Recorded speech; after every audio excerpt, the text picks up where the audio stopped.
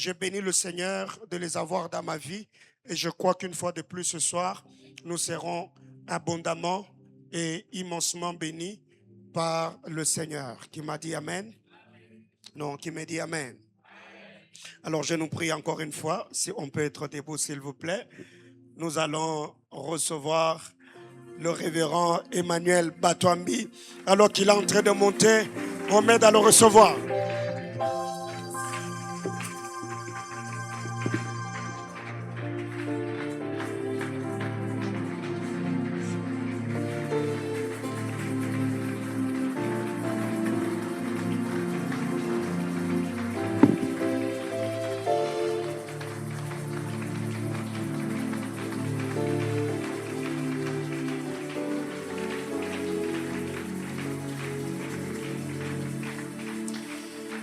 Tu ne fais pas mal de continuer, tu fais pas mal. Tu ne fais pas mal de le faire.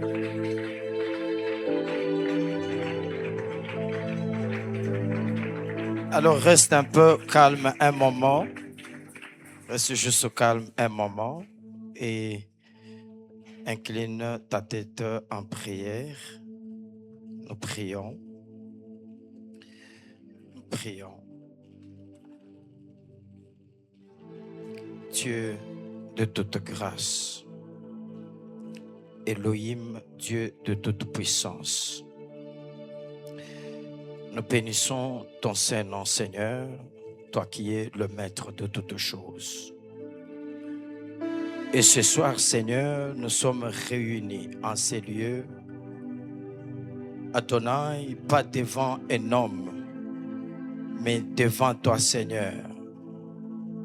C'est devant toi que nous sommes réunis et nous voulons, Elohim, que tu nous accordes, Seigneur, ta faveur, que tu nous accordes ta grâce, que tu nous soutiennes.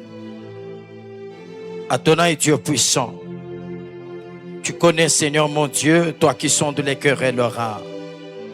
Tu connais le problème de chacun ce soir. Tu connais, Seigneur, ce qui amène chacun dans ta présence ce soir.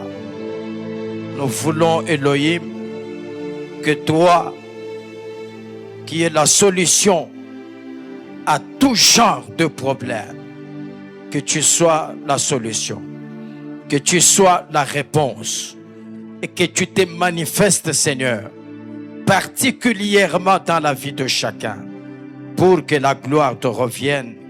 Au nom de Jésus, Amen. Merci d'acclamer le roi, merci d'acclamer le Seigneur. Que Dieu nous bénisse abondamment. Je disais que Dieu nous bénisse abondamment. Merci beaucoup. Alors, je dis merci à mon frère pour cette grâce et la marque de confiance. C'est vraiment mon frère et je suis fier de l'avoir comme étant mon frère. Ce qu'il venait de dire est fort. Moi, dans la ville, je n'ai personne. En tout cas, personne. Personne. Et c'est l'unique personne que je peux compter aujourd'hui. Ça veut dire que Mahanaïm, c'est ma deuxième famille et je vous aime énormément. Amen. Merci pour le frère qu'il est. Merci pour l'ami qu'il est. Hier, après-hier, tout le monde aujourd'hui, les gens qui m'ont rencontré et qui m'écrivaient, m'appelaient « Bonjour Doudou ». Imaginez-vous. Et tout ça, c'est venu de votre père. Donc, c'est lui qui a... Donc, dans la ville, c'est fini, c'est parti. Je suis pasteur Doudou. Amen. Alors, un homme formidable, Je ne vous ai jamais dit qu'il est très intelligent. Vous savez ça? Vous le savez aussi, hein? OK. Voilà, quand j'ai quitté hier avec ma fille, il disait à mon fils là que, n'est-ce pas, j'ai toujours dit que papa et les prophètes, ce sont des jumeaux. Vous voyez leur manière de prier. Hein? Est-ce qu'on est jumeaux? Quand vous nous regardez là, est-ce qu'on est jumeaux? Vous pensez aussi ça? Maman, vous êtes provocatrice. Hein? Que Dieu bénisse. Alléluia. Est-ce que nous pouvons acclamer pour ce couple bien, ce couple qui nous prend en charge? Merci vraiment à cet homme de Dieu de nous ouvrir son cœur. Chez moi, j'avais dit qu'il avait un cœur d'une maman. Donc, c'est ça. Lui, quand il t'accepte et il t'accorde le cœur d'une maman. C'est à toi de garder ses cœurs, c'est à toi de l'aider parce que c'est quelqu'un qu'on blesse à tout moment, n'est-ce pas? Et espérons que cette année, tu ne le blesses pas, mais tu fais la joie de son cœur. Que Dieu bénisse. Alors, Genèse, chapitre 3, le verset 14 à 15, voilà le verset avec lequel nous avons commencé hier. Je ne préfère pas le lire, mais nous prenons le deuxième, 1 Pierre, chapitre 5, le verset 8e.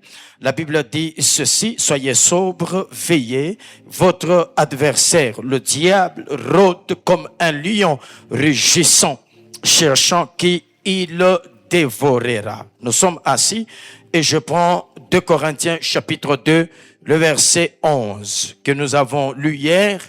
La Bible dit, afin de ne pas laisser à Satan l'avantage sur nous, car nous n'ignorons pas ses desseins.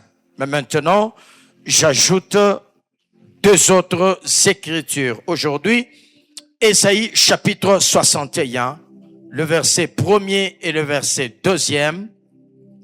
Et puis nous prendrons Luc chapitre 4, le verset 18.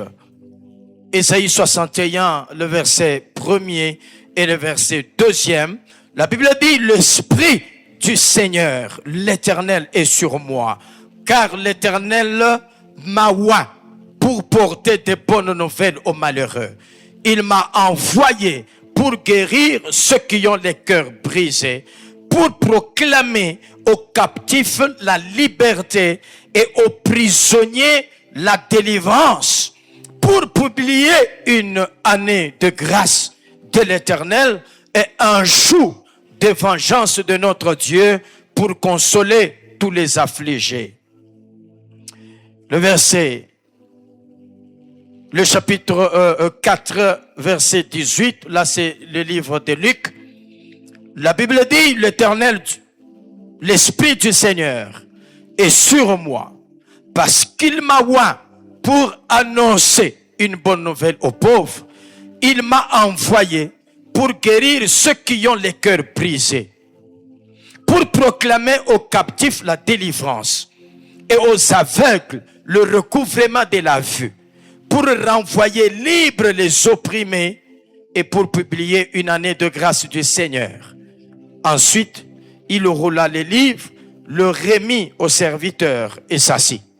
Tous ceux qui se trouvaient dans la synagogue avaient le regard fixé sur lui. Alors il commença à leur dire, aujourd'hui, cette parole de l'Écriture que vous venez d'entendre est accomplie. Amen. Alléluia. Que Dieu nous bénisse abondamment. Il y a un prophète qui était là hier, qui était venu parce qu'il avait vu que c'est moi qui travaillais. Hier, il était avec nous, un serviteur de Dieu, le prophète Élisée Kabea. Est-ce qu'il est là ce soir? Ah, il est là. Est-ce que nous pouvons le recevoir? Merci beaucoup, homme de Dieu. Vraiment que Dieu le bénisse. C'est quelqu'un qui fait du bon travail. Il tient une œuvre toujours au Bel-Air. Ça c'est la 11e année.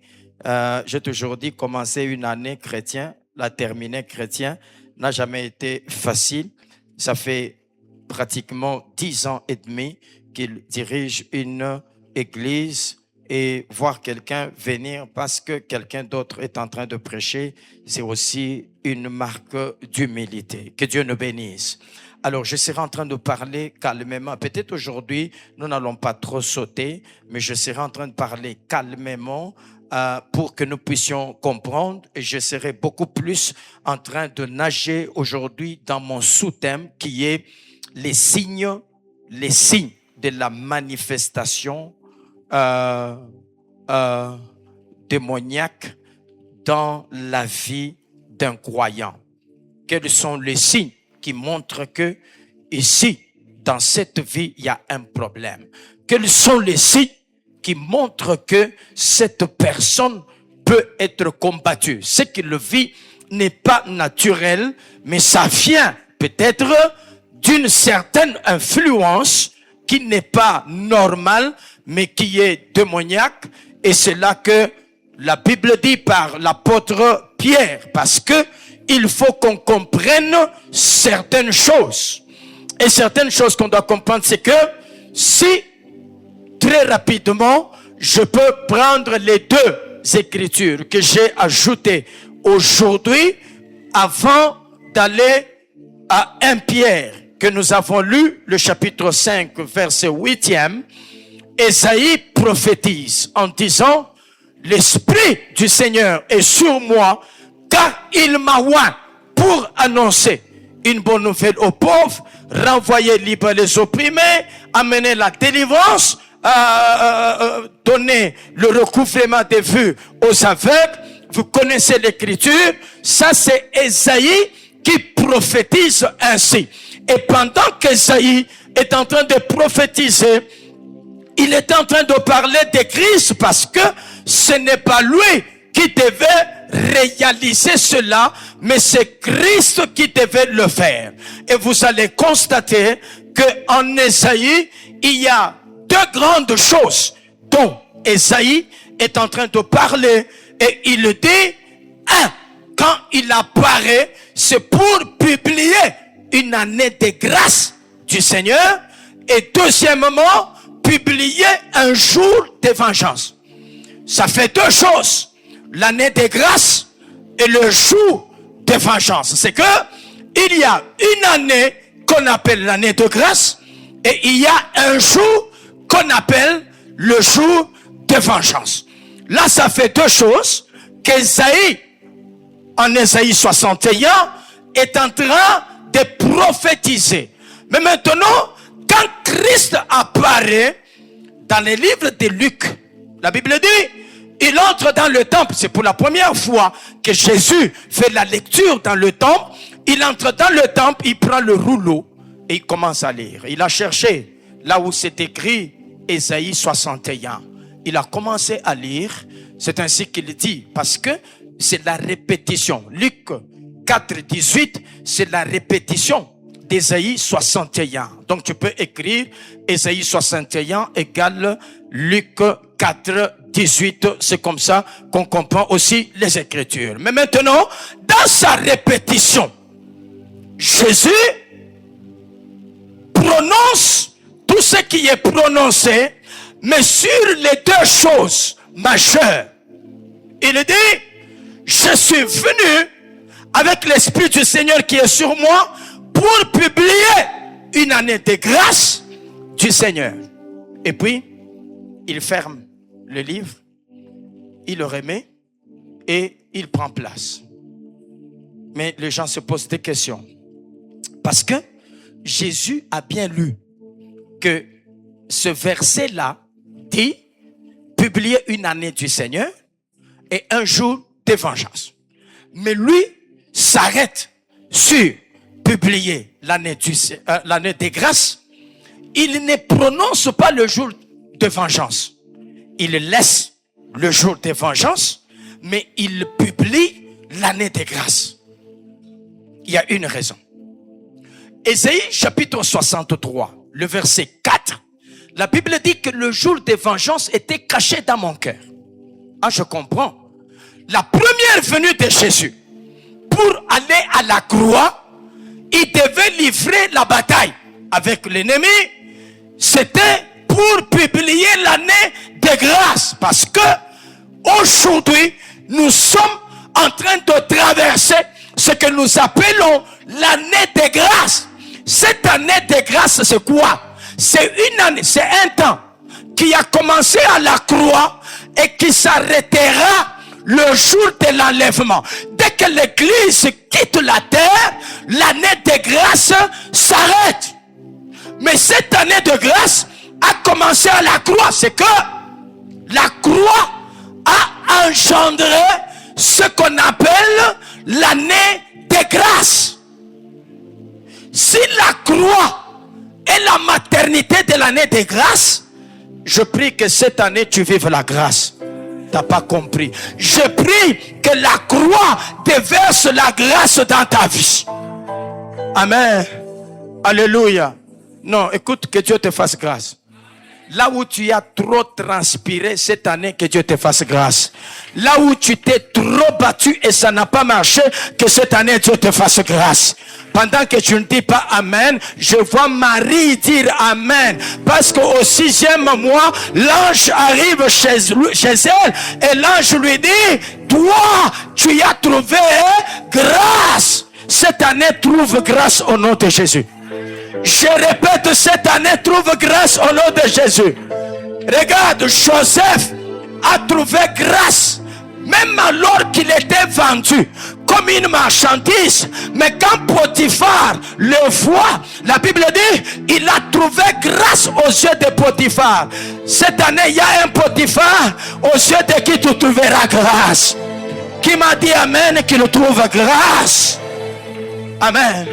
C'est qu'en matière de grâce, il y a deux choses. Un, il a trouvé grâce aux yeux des hommes et il a trouvé grâce aux yeux de Dieu. Ça fait deux choses. Un, trouver grâce aux yeux des hommes et trouver grâce aux yeux de Dieu. Ça signifie que je prends le prophète comme un manager. Nous pouvons être à 5. Nous allons le voir.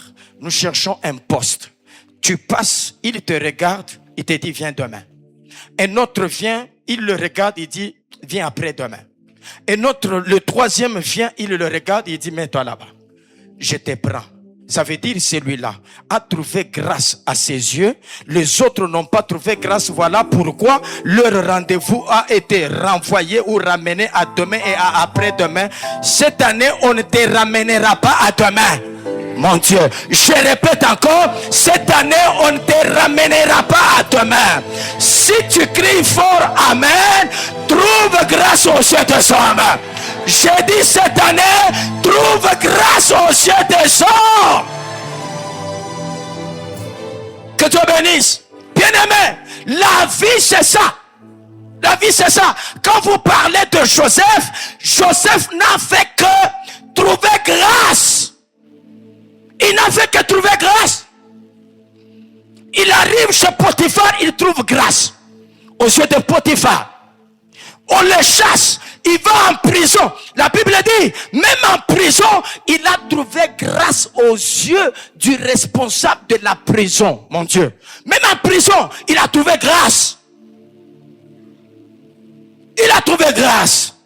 C'est que, il y a des gens, parfois, ça ne marche pas parce qu'ils ne trouvent pas grâce aux yeux de certaines personnes. Amen. Alléluia. Non, c'est une bénédiction que je te pose sur toi. Cette année, tu trouveras grâce aux yeux des hommes. Je dis, tu trouveras grâce aux yeux des hommes. Il y a des gens, quand il va même au consulat, on lui refuse le visa. Tu n'as pas trouvé grâce aux yeux de ces gens. Cette année, on ne te refusera pas. Mon Dieu, mon Dieu. Je répète, cette année, on ne te refusera pas. Si tu es convaincu, tu dis Amen, ça s'est fait ainsi. Et il y a trouvé grâce aux yeux de Dieu. C'est que je trouve grâce aux yeux des hommes et je trouve grâce aux yeux de Dieu. C'est fini. Je suis un homme comblé. Et cette année, tu seras cet homme-là au nom de Jésus. J'ai dit, tu trouveras grâce aux yeux des hommes et tu trouveras grâce aux yeux de Dieu. Amen. Il y a deux gens dans la Bible qui disent, si j'ai trouvé grâce, regardez, Lot L'autre est à Sodome. On lui dit, fais vite, sors. Parce que nous voulons consumer. Je ne sais pas pourquoi j'entre dans ça. Nous voulons consumer la ville. L'autre est en train de traîner. Écoute, on lui dit, sors. Maintenant, il dit ceci.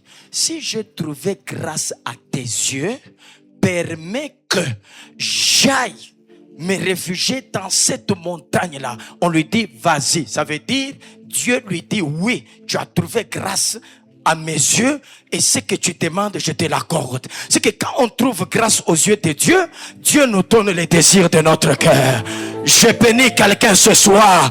Lorsque tu trouveras grâce aux yeux de Dieu, cette année, que Dieu t'accorde les désirs de ton cœur. Amen. Et c'est comme ça que l'année de grâce a été publiée. C'est que la première venue de Jésus était uniquement pour publier l'année de grâce. Et le jour de vengeance, parce que la vengeance, c'est une autre bataille. Là, c'est lorsque il reviendra qu'il y aura le jour de vengeance. Voilà pourquoi en Luc, il ne prononce que l'année de grâce, mais le jour de vengeance, il ne prononce pas ça. Il ferme les livres, bien qu'il a vu, mais il a fermé les livres parce que ça, c'est une autre dispensation. C'est un autre temps, c'est un autre moment et ça s'arrête là-bas. Que Dieu bénisse. Mais c'est à la croix que cette grâce est venue. C'est à la croix que cette grâce a été répandue. C'est que Jésus, quand il est venu, il a fait cela, passant par la croix. Parce que la croix, c'est le centre de tout ce que nous sommes en train de faire. Il n'y a pas la vie sans la croix. Il n'y a pas la délivrance sans la croix. Il n'y a pas la guérison sans la croix. Il n'y a même pas de Bible sans la croix. C'est là que je vous ai toujours dit, enlevez Jésus dans la Bible, tout ce qui reste, c'est un roman, c'est un kwaku. Que Dieu bénisse. Que Dieu bénisse. Jésus est de la tribu de Juda. Il est de la tribu de Juda. Mais quand il apparaît comme étant la quatrième personne. Parce que même dans les feux, il est apparu comme la quatrième personne. Quelqu'un est d'accord avec moi? Oui.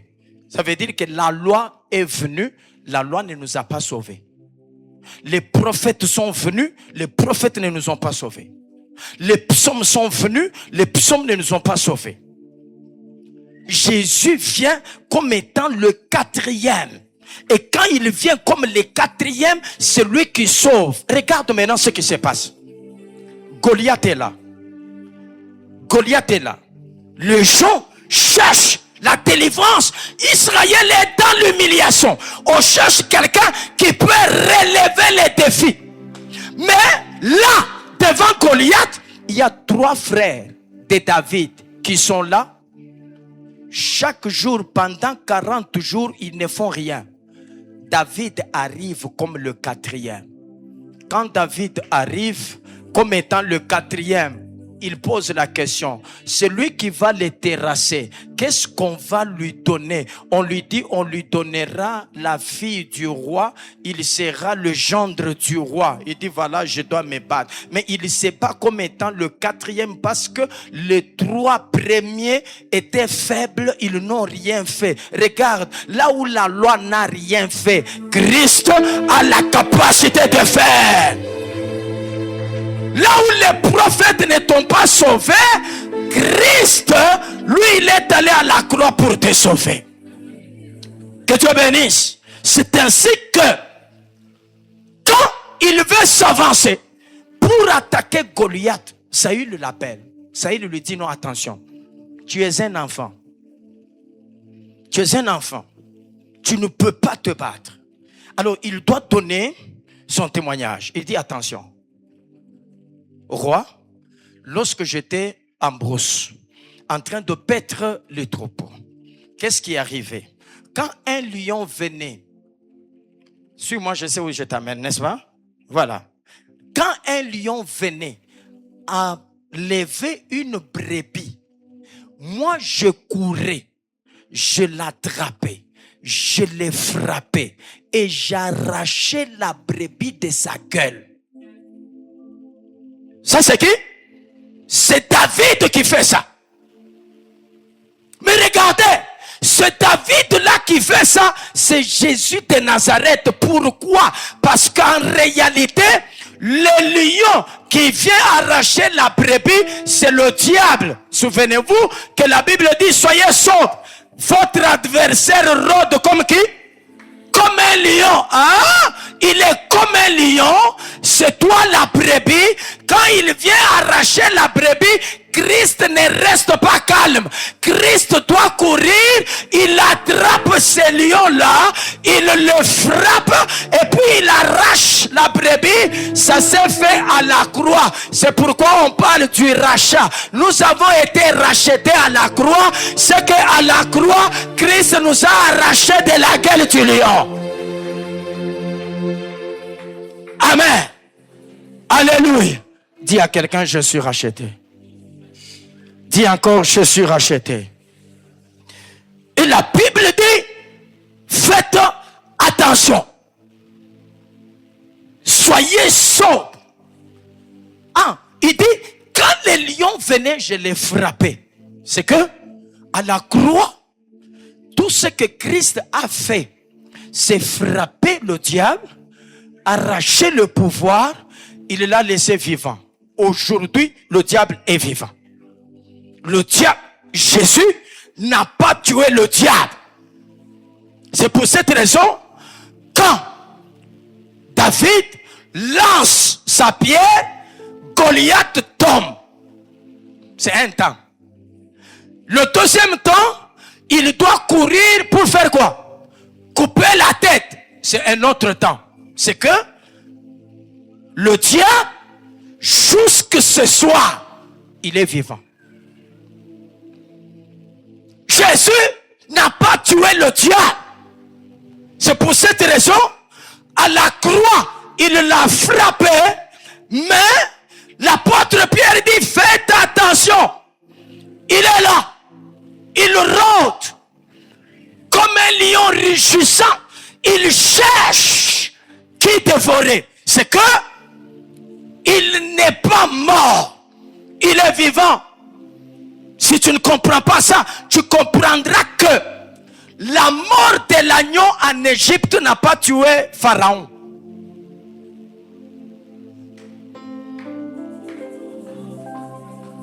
Quand l'agneau meurt en Égypte, qui meurt en Égypte? Le premier-né, c'est ça? Merci berger. C'est le premier-né qui meurt, n'est-ce pas?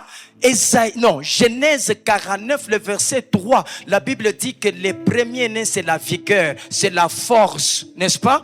Toi, Rubin, mon premier-né, ma vigueur, ma force, ah, je comprends. Donc, le premier-né, c'est la force, c'est la vigueur. Ça veut dire que quand l'agneau meurt, ce qui meurt en Égypte, c'est la force des pharaons, c'est la vigueur des pharaons. C'est ça à la croix. Quand le diable est frappé, on le dépouille seulement. On enlève sa force, on ne l'a pas tué.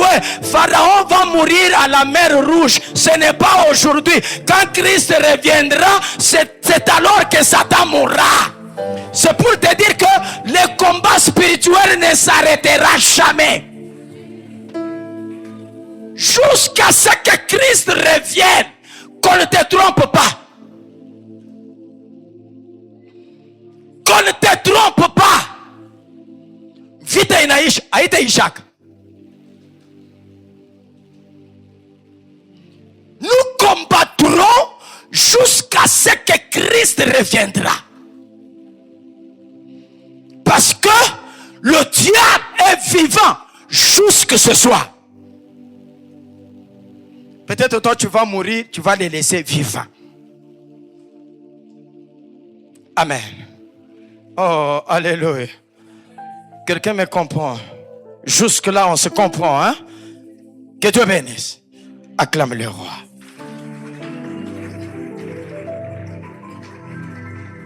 Merci. Maintenant, on doit comprendre que comme Le diable est vivant. Jésus aussi est vivant.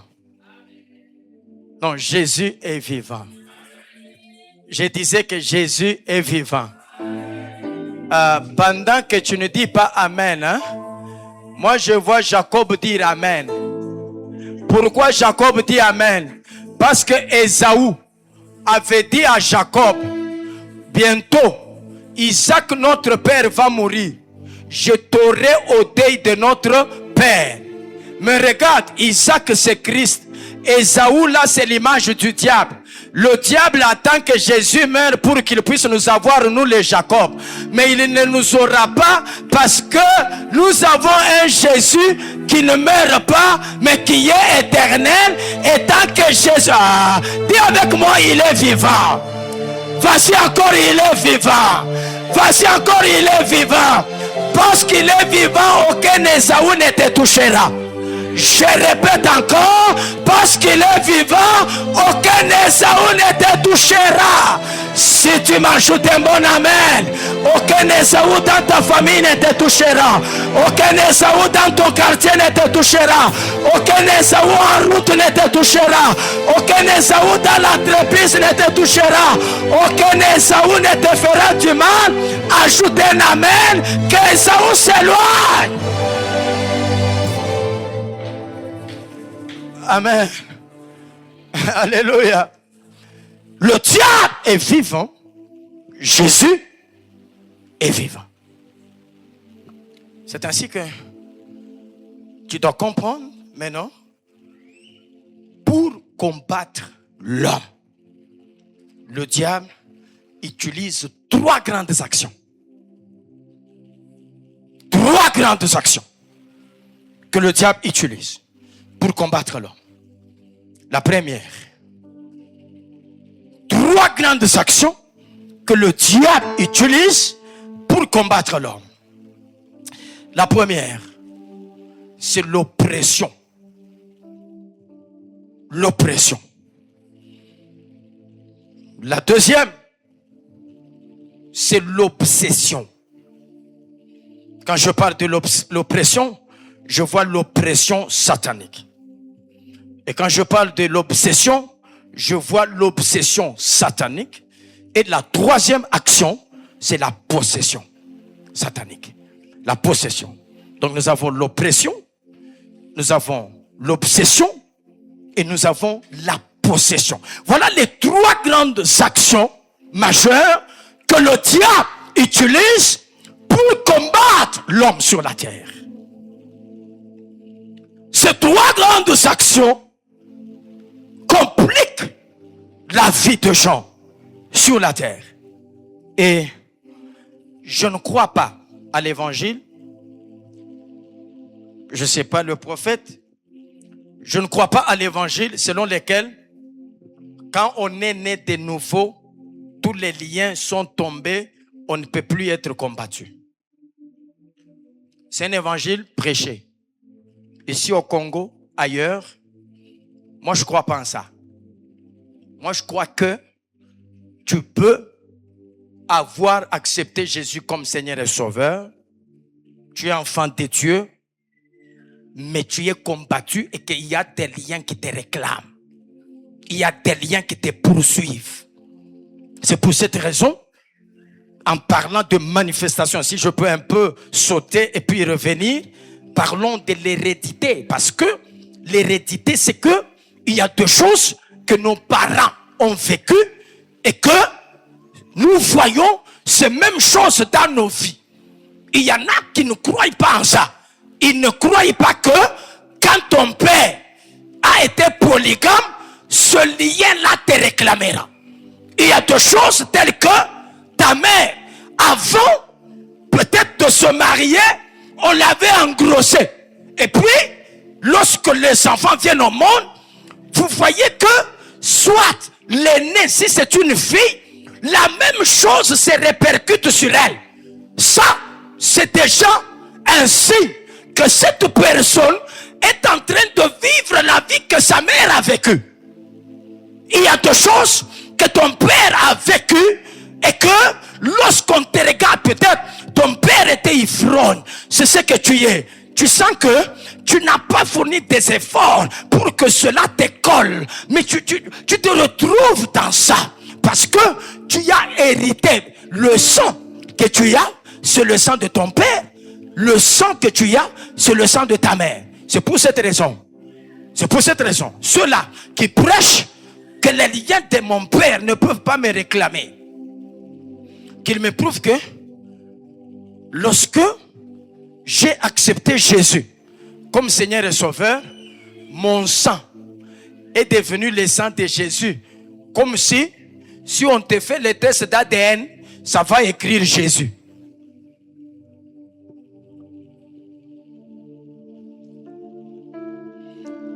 Le test d'ADN va apparaître quoi?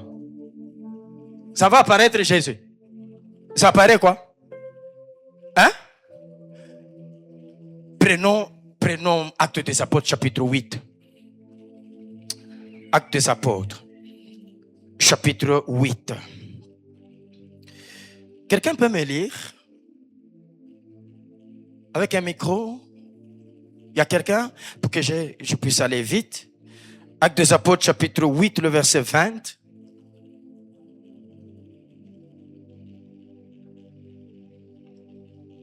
Quelqu'un a trouvé?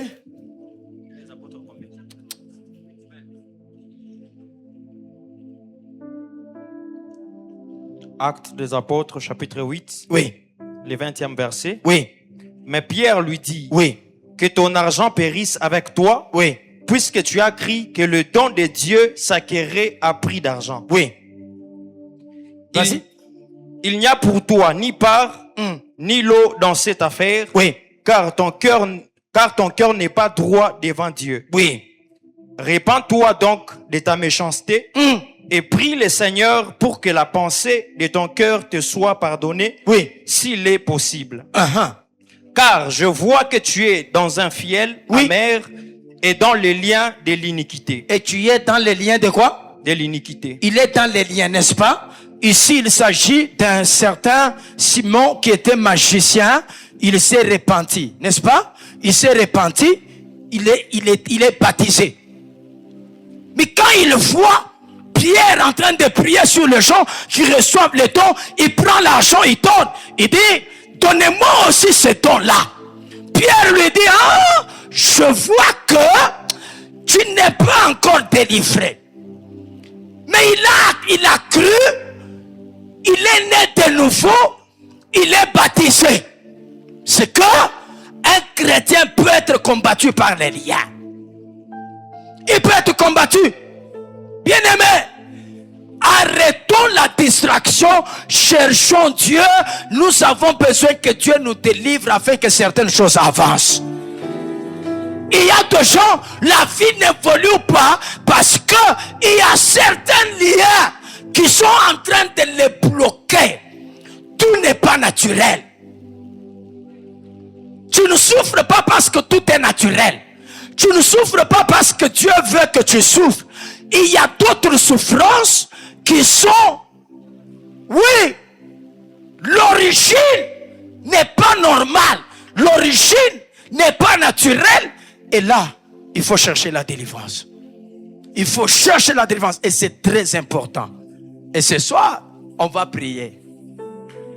Je disais que ce soir, on va prier. Que Dieu bénisse. Oh, que Dieu bénisse. C'est que ton père peut avoir connu une vie de trop de difficultés. De ceci et de cela. La vie peut être d'abandon, de rejet. Il a connu toutes ces choses. Et lorsque toi tu viens, tu commences à vivre les mêmes choses. C'est que la vie de ton père se répercute sur toi. Je toujours posé la question à Dieu. Est-ce que pour bénir Abraham, tu as besoin de le sortir de la maison de son père? Tu ne peux pas le laisser là-bas et puis tu les bénis. Quitte la maison de ton père. Et puis, je te bénirai. Je rendrai ton nom grand. Donc, quand je suis attaché à la maison de mon père, mon nom ne devient pas grand. Quand je me détache, mon nom devient grand. Que Dieu te détache de tout ce qui empêche à ce que ton nom devienne grand.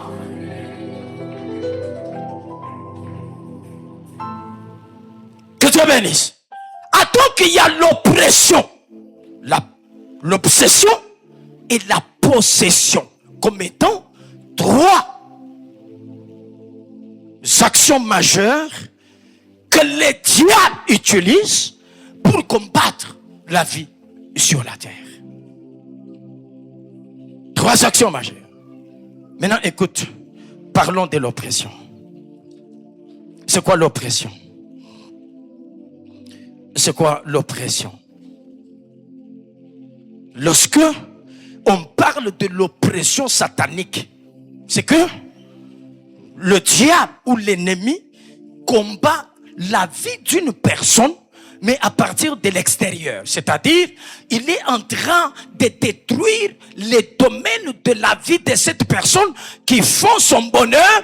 Il est en train de combattre ça. C'est ça l'oppression. L'ennemi est en train de déranger la vie de quelqu'un, mais à partir de l'extérieur. L'extérieur de cette personne, soit c'est son mariage qui n'évolue pas, soit c'est sa fécondité qui n'évolue pas, soit ce sont les relations qui n'évoluent pas, soit c'est les ministères qui n'évoluent pas, soit c'est la santé qui n'évolue pas. Vous voyez que l'extérieur de la personne est brouillé par l'ennemi qui est en train de compliquer les choses. C'est ça qu'on appelle l'oppression. C'est pourquoi Jésus dit, l'Esprit du Seigneur est sur moi, car il m'a oint pour rendre libres les opprimés. Jésus vient pour que les opprimés soient libres, parce que quelqu'un qui est opprimé, il n'est pas libre. Ça signifie que lorsque tu es sous l'influence de l'ennemi, ce n'est pas toi qui te dirige, c'est l'ennemi qui te dirige, parce que tu es sous son influence. C'est que ta volonté est paralysée et c'est la volonté de l'ennemi. En d'autres termes, je vais aller à gauche, je n'irai pas à gauche parce que l'ennemi me dira va à droite. Je vais aller à droite parce que lui a dit que j'aille à droite. C'est ainsi que parfois nous échouons même dans les choix que nous effectuons dans la vie. Quand je parle de choix, je ne parle pas seulement du choix des mariages, le choix dans tous les domaines. Il y a certains choix qu'on a ratés. Pourquoi? Parce que ce n'est pas moi qui ai fait ce choix, ce n'est pas le Saint-Esprit qui m'a aidé à faire ce choix, mais j'étais sous l'influence de l'ennemi qui m'a poussé à faire un mauvais choix afin de compliquer ma vie. Oh, que Dieu ait pitié de toi ce soir et que Dieu te délivre de ces choses. Amen. Alléluia. Alléluia. C'est ça qu'on appelle l'oppression. L'oppression. C'est ainsi que l'apôtre Paul dit, lui est apôtre. Et puis, l'apôtre Paul là, c'est pas n'importe qui. Il est en train de prêcher à l'étage, la nuit, prophète. Quelqu'un tombe, il meurt. Et puis l'apôtre descend. Il les ressuscite, il remonte, il continue la prédication. Cet apôtre-là, mais il dit ceci: le bien que je veux faire, je ne le fais pas. Le mal que je ne veux pas faire, c'est ce que j'ai fait. Et puis il dit, misérable que je suis, qui me délivrerait? Lui, qui me délivrera? Il a besoin de la délivrance. Il cherche la délivrance. C'est que il veut faire le bien, mais il ne le fait pas. Et puis, il s'appelle misérable. Pourquoi? Parce que ici, c'est l'influence de ce qui est négatif qui s'attache à la personne. Et dans l'oppression, tu peux être là, le mariage te dérange comme pas possible. Tu sens que les finances dérangent comme pas possible. Parce que on attaque les domaines extérieurs. C'est les domaines de ta vie qui font ton bonheur Alors que David a dit oui. Ah, parce que dans la Bible, il y a non et il y a oui. C'est ça, hein? Non, la main de l'Éternel n'est pas courte. Oui, les bonheurs et quoi? Feront quoi? M'accompagneront. Est-ce que vous avez déjà compris ce que ça veut dire? Ça signifie que, tiens-toi debout, toi aussi, un peu rapidement, c'est que lui, c'est le bonheur, n'est-ce pas? Et puis lui, c'est la grâce, n'est-ce pas? Ça veut dire quand moi je suis là, je suis en train de marcher. Le bonheur fait quoi? Et puis la grâce fait quoi? Pendant que je marche, et ils font quoi? Ils sont en train de... Mais vous faites vite parce que c'est un ordre que vous avez. Vous ne traînez pas les pas. Vous m'accompagnez. C'est que quand je m'arrête, vous vous arrêtez. Quand je marche, vous marchez. Quand je cours, vous courez. Comme maintenant là, je cours, vous devez courir. C'est comme ça. C'est ça que ça veut dire. C'est que quand je vais de ce côté, le bonheur et la grâce font quoi? Quand je m'arrête, le bonheur et la grâce font quoi? Est-ce qu'ils doivent se séparer de moi? À partir de ce soir, toi bonheur, toi grâce, accompagnez ce pas. Je dis à partir de ce soir, toi bonheur, toi grâce, accompagnez ce peuple tout au long de cette année. Pendant que tu ne dis pas Amen, je bénis le peuple de ce côté-là. Au mois de janvier, que le bonheur vous accompagne. Au mois de février, que la grâce vous accompagne. Au mois de mars, que le bonheur vous accompagne. Au mois d'avril, que le bonheur vous accompagne. Au mois de mai, que le bonheur et la grâce vous accompagnent. Amen. Alléluia. Que le bonheur t'accompagne au mois de juin. Que la grâce t'accompagne au mois de juillet. Que le bonheur t'accompagne au mois d'août. Que le bonheur t'accompagne au mois de septembre. Que le bonheur t'accompagne au mois d'octobre. Non, que la grâce t'accompagne au mois de novembre. Que le bonheur t'accompagne au mois de décembre. Que la grâce t'accompagne au mois de décembre. À partir de ce soir, ces deux choses ont l'interdiction de se séparer de toi. Qu'elles ne se séparent jamais de toi. Quand tu marcheras, marche dans le bonheur, marche dans la grâce. Quand tu te marieras, marie-toi dans le bonheur, marie-toi dans la grâce. Quand tu travailleras, travaille dans le bonheur, travaille dans la grâce. Quand tu feras le ministère, fais-le dans le bonheur, fais-le dans la grâce. Est-ce que quelqu'un dit avec moi le bonheur et la grâce m'accompagneront chaque jour en 2026 jusqu'au 31 décembre? Je suis le fils et la fille de Manaïm. Je le déclare ce soir sous l'onction de mon père Paulin Bombo. Cette année, le bonheur ne s'éloigne pas, la grâce ne s'éloigne pas. Même dans les études de mes enfants, ils vivront le bonheur, ils vivront la grâce au nom de Jésus. Acclame le roi.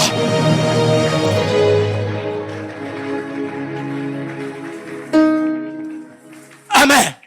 C'est que le bonheur et la grâce sont les deux compagnons de notre vie. Mais maintenant, quand le diable te combat, c'est pour t'éloigner du bonheur. C'est pourquoi, au lieu de vivre le bonheur, nous vivons le contraire du bonheur qui est le malheur. Parce que c'est le diable qui vient pour causer les malheurs. Non, cette année, abat les malheurs au nom de Jésus. Je dis cette année, j'arrête les malheurs au nom de Jésus.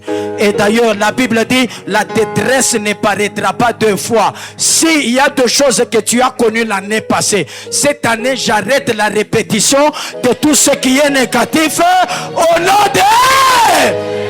C'est comme ça. C'est que cette année, on doit réussir. Le bonheur nous accompagne, la grâce nous accompagne, et puis tu marches sur un tapis rouge parce que le bonheur et la grâce doivent t'accompagner. Reçois cela comme ton don et comme ta portion. Reçois cela comme ta bénédiction. Que Dieu bénisse. Et c'est ça l'oppression. Quand l'oppression vient, elle te détache de ce qui fait le bonheur. Elle t'empêche de vivre le bonheur parce que elle dérange le domaine de ta vie. Et c'est pour cette raison. Mais regardez, je suis arrivé hier, il donnait un témoignage. Voilà, papa, moi, j'ai senti ça. J'ai senti ça. Tout ce que nous sommes en train de vivre, bien aimé. Mais pourquoi il ne l'a pas envoyé à l'hôpital? Est-ce que vous savez qu'aujourd'hui, l'ennemi est tellement malin qu'il y a des choses qui vont s'aggraver à l'hôpital? Je ne t'interdis pas d'aller à l'hôpital. Je ne t'interdis pas. Mais prophète, je vois une maman, nous sommes en 2011. Je la vois enceinte. C'est un dimanche. Je lui dis, mais je te vois, toi, être tué par des sorciers. Il dit, oui, ce sont les enfants de mon mari, mais ils étaient sorciers. Ça fait 3 mois qu'ils étaient internés dans une église. On a prié, c'est déjà parti. Je dis, c'est pas parti. C'est pas parti. Le lundi prochain, par surprise, elle arrive à la maison. Et quand elle arrive à la maison avec une fille, je sors sous la véranda, je la laisse dans la maison. Je parle avec la fille. Je dis, écoute, toi, tu es sorcière. Elle dit, non. Elle commence à pleurer. Je dis, pleure. Après avoir pleuré, tu diras que tu es sorcière. Et puis je lui dis, tu sais que toi, tu veux tuer quelqu'un. Parce que le dimanche qui suivait, c'était la bonne année. Parce que le dimanche d'hier, c'était Noël. Elle dit, oui, je veux tuer quelqu'un. Je dis, qui? La maman qui est dans la maison. Je dis, comment vous faites? Ou vous avez fait? Elle dit, nous avons déjà préparé les choses de telle sorte que le dimanche, pendant qu'on sera en train de manger, nous allons frapper un bâton à son ventre et puis on va l'amener à l'hôpital. Dès qu'on l'amène à l'hôpital, on introduit la perfusion, nous la prenons. Que Dieu bénisse.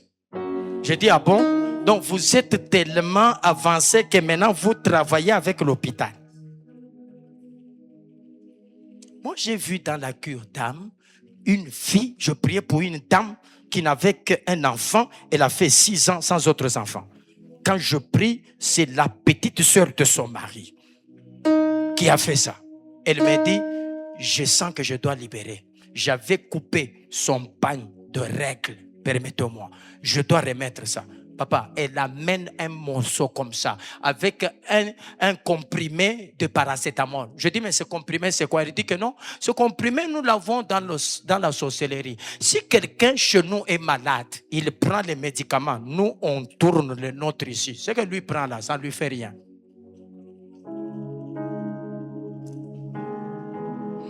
Que Dieu bénisse. C'est que il y a des choses qui ne sont pas naturelles. C'est que quand lui prie, ça part. Ah, ça veut dire qu'il y avait un problème. Ça n'avait pas besoin de l'hôpital. Ça avait besoin de la prière. Il y a des choses qui n'ont pas besoin d'hôpitaux, mais ça n'a besoin que de la prière. Et pour ce que tu es en train de faire, moi je t'encourage. Une église qui ne prie pas, en tout cas, c'est une chaudière en hiver. Une église sans la prière. Fuis. Je te dis fuis. Mais je te dis fuis. Ici, hier quand je suis arrivé, moi-même là je commençais, je me retrouve. Aujourd'hui j'arrive là-bas, bizarrement quand moi je commence, lui arrête. Je dis, il est contre moi ou comment? Regarde, je te dis que la prière c'est la vie. C'est la prière, il y a des choses, tu ne les obtiendras jamais sans faire ce que tu es en train de faire.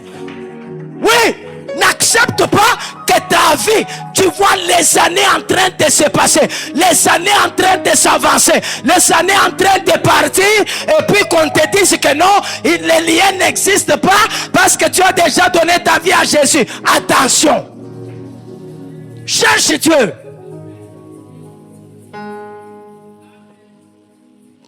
Dieu bénisse. La deuxième chose, c'est l'obsession. L'obsession satanique. Mais c'est quoi l'obsession? C'est quoi l'obsession? Avec l'obsession, les esprits poussent la personne ou bien attisent les désirs charnels. Ils sont en train d'activer les désirs charnels de la personne. Ils sont en train de pousser la personne à ce qui est négatif, c'est que à des mauvaises choses. C'est pourquoi tu peux voir quelqu'un, les gens fument, mais quand c'est lui qui te fume, il est ce que vous dites addicted. Addicted, c'est addicté, voilà. Il est addicté, il est obsédé parce que il y a des gens qui sont obsédés à la boisson. Si lui n'a pas encore bu, il n'est pas tranquille. Ah là, il est dans l'obsession. Les gens boivent, mais lui c'est exagéré. C'est que il a quitté les niveaux de bois. Il est entré dans ce qu'on appelle l'obsession. Et l'obsession satanique, c'est ça. Parce que quand l'ennemi veut que tu sois combattu, ce qu'il fait, c'est quoi? Il crée ce qu'on appelle les portes d'entrée. Un ennemi ne peut pas te combattre si tu n'as pas ouvert la porte. Il y a ce qu'on appelle les portes d'entrée. Et chaque esprit, chaque démon qui peut combattre quelqu'un a eu à trouver. C'est pour cette raison, la Bible dit, faites attention, votre adversaire rôde. Rôder, c'est tournoyer. C'est qu'il tourne, il n'attaque pas. Pendant qu'il tourne, il cherche quoi? Que tu lui ouvres. Et la Bible dit, ne donnez pas quoi? Accès. Donner accès, c'est ouvrir la porte. Ne donnez pas accès au diable. À lui donner l'accès, c'est lui ouvrir une brèche, lui ouvrir une porte. C'est ainsi que il y a ce qu'on appelle même les obsédés sexuels. Ah bon?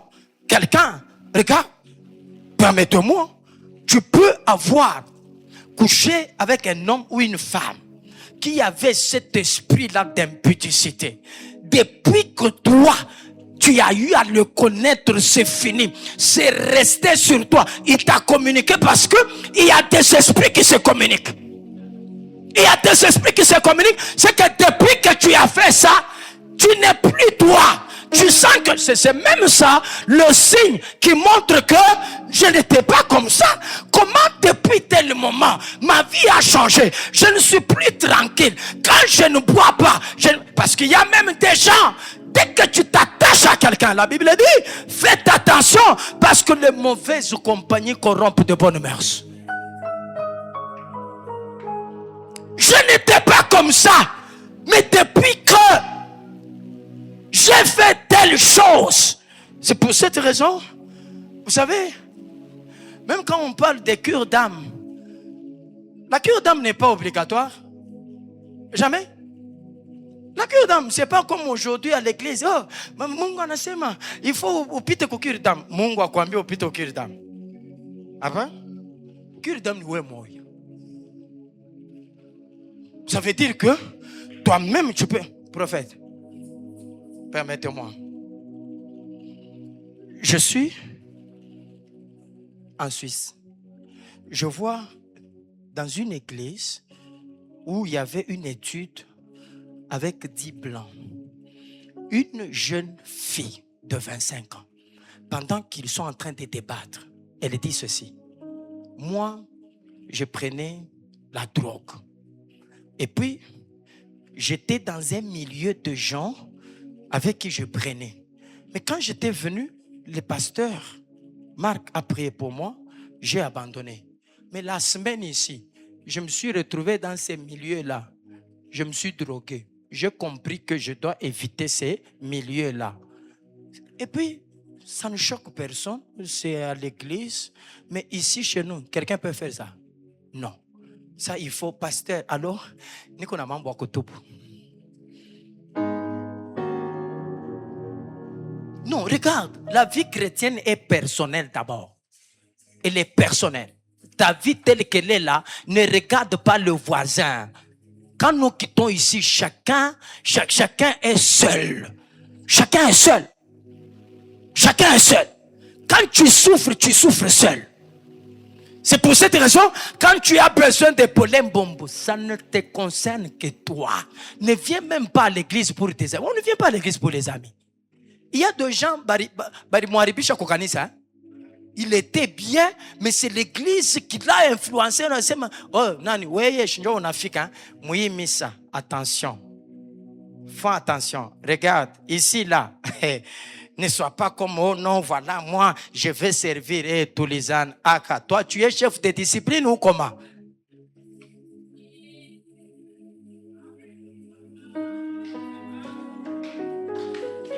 Qui t'a nommé même? Que Dieu bénisse. Ainsi que la vie, elle est individuelle, personnelle. Regarde, est-ce que moi ici, il n'y a pas de choses? Toi-même, tu peux regarder, tu dis que depuis que j'avais fait telle chose, je ne vois plus clair. Je dois parler avec mon pasteur. Il n'a pas besoin de me prophétiser sur ça. Te prophétiser sur un truc qui est en train de bloquer ta vie pendant que toi-même tu peux le dire, ce n'est même pas t'aider parce que toi tu connais que telle action que j'avais faite depuis ce jour-là, soit j'avais connu tel avortement ou j'avais fait ceci, cela. Depuis ce jour-là, je sens que les choses ne marchent plus comme elles marchaient avant. C'est que les choses ont changé. Je dois chercher la prière et la délivrance. Que Dieu bénisse. Oh, que Dieu bénisse. C'est que l'obsession, on attise ce qui est charnel. On provoque les désirs charnels pour te pousser à pécher davantage afin d'ouvrir les portes. Et la dernière action, nous prions. La dernière action, c'est la possession. La dernière action, c'est la possession. La possession, c'est la mauvaise. Ou la plus mauvaise. Pourquoi? Parce que, avec la possession, là, les démons combattent la personne, mais à partir de l'intérieur. Les démons entrent dans la personne. Les démons entrent dans la personne. Le démon est à l'intérieur. À l'intérieur. Souvenez-vous qu'il y avait un esprit en Actes des Apôtres chapitre 16, le verset 16, un esprit de Python qui habitait une femme qui prophétisait. Hein? Elle prophétise, mais c'est un esprit qui l'habitait. Ce qu'elle disait n'était pas faux. C'était pas faux. Que Dieu bénisse. Oh, que Dieu bénisse. C'est pour cette raison, ici vous avez une école des prophètes. C'est ça, non? Voilà. Mais quand tu as une école des prophètes, apprends. Il y a des gens qui courent à gauche, à droite, allant chercher des histoires. Tu risques de te retrouver dans des histoires que tu es en train de chercher là. Elle, c'est un esprit qui l'a habité. Et cet esprit-là est en... C'est ce que j'ai toujours dit. Quand un esprit est en toi, tu peux payer les visas pour traverser les frontières. Lui ne paye pas. Il va gratuitement.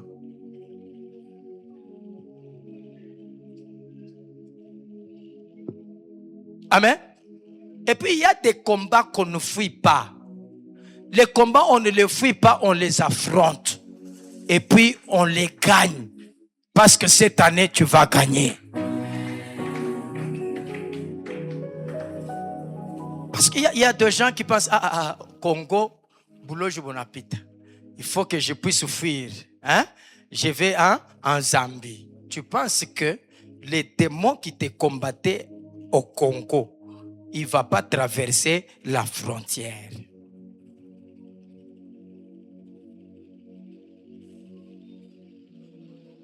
Amen. Amen. Oh. Alléluia.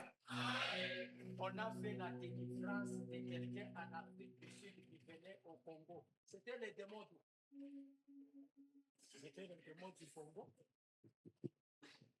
Est-ce qu'il était resté ici quand la personne a traversé? Non. C'est que le problème, c'est prier. Que ça soit ici ou que ça soit ailleurs, prie, cherche la délivrance. Que Dieu bénisse. C'est que la possession, maintenant, les démons habitent. Alors, il y a des manifestations. Dans les manifestations, tu peux voir que je prends dans la généralité et dans l'ensemble, pour tous les 3 cas ou toutes les 3 actions. Tu vas voir que comment tu peux découvrir que je suis combattu. Premièrement, nous avons parlé de l'hérédité.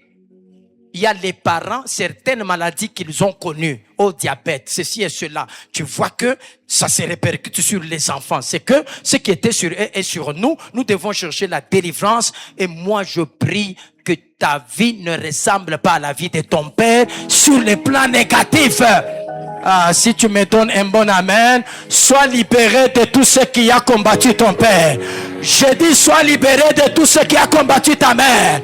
Ce que ton père a connu, toi tu ne le connaîtras jamais au nom puissant de Jésus. Ce qui est arrivé à ta mère, cela ne t'arrivera pas. Que Dieu te délivre de ces choses. Amen. Si ton père n'a pas évolué, toi évolue. S'il n'est pas monté dans des avions, toi monte. S'il n'a pas acheté des véhicules, toi achète. S'il est mort locataire, toi tu ne mourras pas locataire, mais toi tu construiras. Tu me donnes un amen, tu construis. Amen. La Bible dit, je mettrai la différence. Que Dieu mette cette différence entre toi et ton père. Que Dieu mette cette différence entre toi et ta mère. Et amen au nom de Jésus. C'est comme ça. Mais, tu peux voir que il y a des esprits qui peuvent te rendre, tu te sens rejeté partout où tu passes. L'esprit de rejet. Le diable peut imposer ça dans la vie. Tu sens le rejet. Partout où tu passes, on te rejette. Les gens ne t'acceptent pas facilement. Il faut aussi prier. Il faut chercher la délivrance. Il faut chercher la délivrance. Il y a parfois des tristesses. Tu te sens chaque soir, quand tu es seul, tu sens que tu es triste. Tu sens des tristesses t'envahir. Il y a des esprits comme ça qui combattaient Saül. Il se sentait triste. Il fallait que David vienne pour jouer à la harpe afin que cet esprit-là puisse le libérer. Il y a des gens. Permettez-moi. Est-ce que vous savez que il y a des odeurs corporelles qui sont normales, naturelles, et il y a des odeurs corporelles qui émanent des esprits qui sont en train de combattre la vie de certaines personnes? Même si je viens de me laver, ça ne me quitte pas. J'utilise les citrons, ça ne quitte pas. Pourquoi? Ça ne quittera pas avec les citrons, ça quittera avec les citrons de la prière. C'est comme ça. Il y a deux gens. Quand il est dans une pièce, c'est un bureau. Quand il a quitté, toi tu entres là-bas, tu dis que tel là était ici. C'est pas le parfum. La personne est juste combattue. Parfois on ne comprend pas ça. Parfois on ne place pas ça sur les niveaux de la possession. On peut dire non, il est sale, il ne se lave pas. Non, c'est quelqu'un qui se lave. C'est quelqu'un qui prend soin de son corps, mais seulement que la personne est combattue. Que Dieu bénisse. Oh, que Dieu bénisse. Quelqu'un qui n'évolue pas. Donc, quand toi, tu fais un pas en avant, tu dois faire 10 pas en arrière. Tu ne fais que perdre le capital. Dès que tu commences, ça peut évoluer, mais à un certain moment, c'est compliqué. Tu perds l'argent à tout moment. C'est que dans tes mains, l'argent dans tes mains n'évolue jamais. Pourquoi? On peut être combattu par un esprit qui combattait cette femme ou cette personne de la main sèche. Quand quand la main est sèche, c'est qu'elle ne peut pas maintenir quelque chose. Non. C'est comme un papa qui vient voir Jésus, qui lui dit, écoute, tu étais à la montagne, tu viens de descendre. Mais j'ai un problème. J'ai mon fils ici qui tombe dans l'eau et puis il tombe encore où? Dans le feu. Il tombe dans deux choses. Hein? Berger, je viendrai t'expliquer pourquoi dans l'eau, pourquoi dans le feu. C'est ça le témoignage de son père. Je l'ai amené à tes disciples. Ils n'ont pas su le chasser. Et la Bible dit, Jésus a parlé sévèrement à l'esprit qui est parti. Mais regardez, on dit en quelques lieux que cet esprit le saisit, il tombe. C'est que il vit dans une certaine instabilité. La vie d'instabilité, ce sont des signes que j'ai un problème. Je dois chercher la délivrance, je dois chercher la prière. L'instabilité dans les mariages, l'instabilité dans le travail. Je peux avoir le travail aujourd'hui, après 2 semaines, on me renvoie. J'ai un travail aujourd'hui, après 3 jours, je les perds. Mais comment je ne fais que perdre? J'ai un problème, je dois chercher la prière. Je dois chercher la délivrance. Il y a 2 choses, même tes songes peuvent parler. Job 33, 14, la Bible dit, Dieu parle tantôt d'une manière, tantôt d'une autre. Il parle par des songes.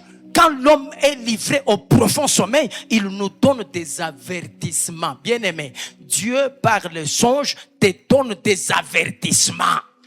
C'est que il y a des combats que toi-même, tu peux voir, même au moyen de tes songes. La qualité de tes songes peut te montrer que je suis combattu dans tel domaine. Je suis combattu dans tel autre domaine. Juste par la qualité de tes songes. Parce que tous les songes ne viennent pas de tes pensées. Non. Il y a des songes, quand ils viennent, ce sont des messages. Ce sont des alertes que je suis combattu. Amen. Alléluia. Alléluia. Que Dieu nous délivre ce soir. Je disais que Dieu nous délivre ce soir. Mon Dieu, que Dieu nous délivre ce soir. J'ai tout fait pour ne pas regarder des trucs pornographiques. Mais je ne parviens pas. C'est que j'ai un problème. Je me bats. Je dis en tout cas, je ne vais pas regarder. Mais tu te retrouves toujours en train de tomber dedans. Que Dieu bénisse. Oh, que Dieu bénisse. Et que Dieu ait pitié de nous ce soir. Je disais que Dieu ait pitié de nous ce soir. Oh mon Dieu, il faut qu'on prie. Il faut vraiment qu'on prie. Je crois que tu as compris l'essentiel. Quelqu'un a compris quelque chose? Acclame le roi.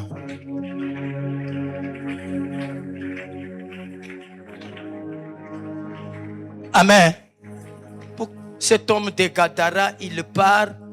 Lui, il quitte la cité. Hein? Il va rester dans les montagnes et dans les cimetières. Il est vivant, mais il a changé sa localisation. Il est allé habiter. Pourquoi? Parce qu'il est possédé. Il est possédé. Il ne supporte plus de beaux lieux, de beaux endroits, mais il va. C'est qu'il se sent à l'aise au cimetière. Alors qu'il est vivant. Ce n'est pas normal, bien-aimé. C'est pour cette raison, j'ai toujours dit, il y a des endroits que tu ne détesteras que lorsque tu auras quitté ces endroits-là. Parfois, je passe devant certaines maisons où j'ai habité. J'ai dit, ah bon, c'est moi qui est resté ici. Il y a des choses que tu ne comprendras pas jusqu'à ce que tu quittes ces choses-là. Il y a une vie que tu ne comprendras pas jusqu'à ce que tu quittes cette vie-là. Comme ce soir, il y a une vie dont tu vas te séparer. Je disais que tu vas te séparer d'une vie ce soir. Je répète encore, il y a des choses avec lesquelles tu vas te séparer ce soir. Nous allons dire au revoir à certaines choses ce soir. À certaines vies ce soir, ça doit nous quitter. Ça doit nous quitter. Ça doit nous quitter. Quelqu'un acclame le roi. Tu acclames le roi. Tu peux bien le faire. Tu peux bien le faire. Tu peux bien le faire. Tu peux bien le faire. Oui, tu acclames. Tu acclames. Tu acclames le roi. Tu acclames le roi. Acclame dans l'atmosphère de la prière. Acclame dans l'atmosphère de la prière. Acclame dans l'atmosphère de la prière. Commence à te concentrer. Commence à te concentrer.